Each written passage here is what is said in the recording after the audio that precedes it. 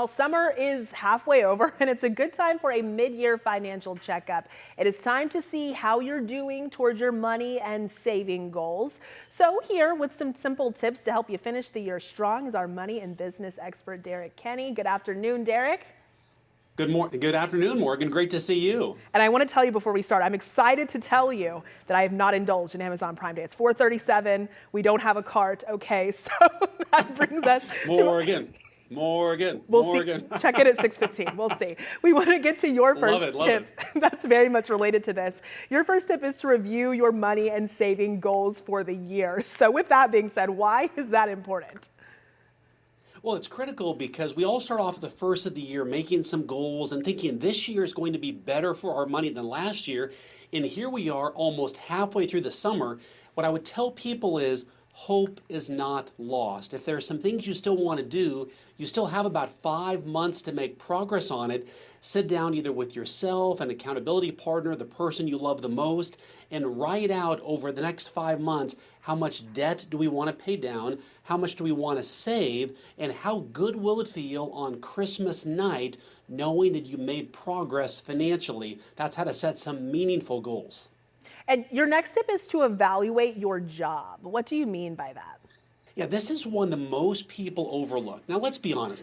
People tend to accept that whatever they're making is what they're going to be making. They really can't change their salary that much. Now, keep in mind, if you're a teacher or a cop or a firefighter or a pilot, certain job classes, there's ranges that you really can't get out of.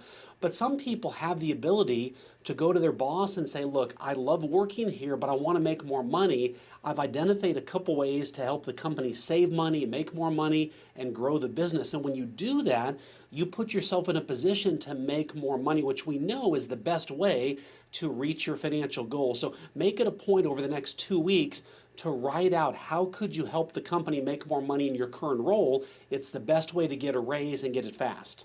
Oh, really good advice there. And your third tip is also to look at what you're paying currently for insurance. What are the things that we should be looking for?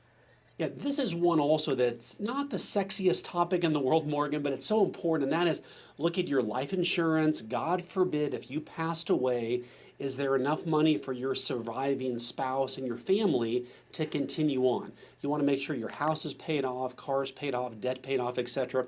Also, you want to look, and perhaps most importantly, your home and your car insurance. And what you want to look for here, Morgan, is if something happened to our house, God forbid a fire or a tornado or something, is it covered for what's called replacement value today? Meaning, whatever the cost is to rebuild it, would it cover that cost now? Not what it cost 20 years ago, and that can save you quite a bit of money. And also just look at all of your other fixed expenses. Are you using the subscriptions? Are there ways to save money that you're not getting benefit from right now? It's a way to capture the money and put it toward the highest interest rate debt. And my last question, and this is the one I'm most interested in, because I always tell myself every year I'm going to be that person who's going to go into Christmas strong. So this might mess up my Amazon Prime thing. Your last tip is to start saving for Christmas. How do we do that? I just posted this on my Instagram account today. So as of right now, Morgan, there's 161 days until Christmas. And the funny thing is, Christmas tends to catch most people by surprise. I wish I would have saved earlier. This is your warning from Morgan and Derrick to tell you, have a plan, write out who do you need to buy gifts for. If cash is tight, talk with your family, agree to say, we're only going to pay for the littles or for a certain age and below, or maybe you give the gift of time, one of my favorites. I like to ask my kids, hey, what's something you like to do? And I'll do it with you for 2 hours, and it builds memories. And so all of those are ways to start now. The key is that on Christmas night, you've had a great Christmas and you have no debt. That's the best Christmas gift you can give yourself. You said 161 days? 161 days, that's right. And it's not moving. It never does. Derrick Kinney, thank you so much. That's so helpful. Thank you. My pleasure. Thank you, Morgan.